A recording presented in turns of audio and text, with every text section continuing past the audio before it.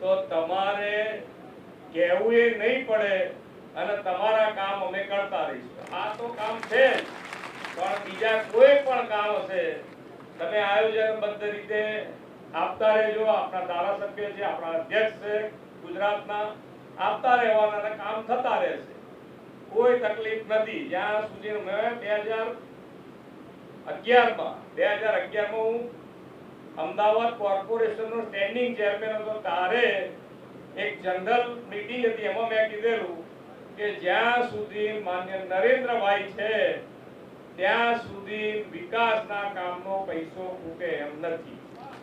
હવે એ વખત તો વડાપ્રધાન નહોતા, હવે તો વડાપ્રધાન થઈ ગયા છે, એટલે આપણે કોઈ ચિંતા કરવાની નથી। તમે ખાલી આયોજનબદ્ધ રીતે સારું કામ કરો, જે કામ થતું હોય એ કામ સારું થવું જોઈએ।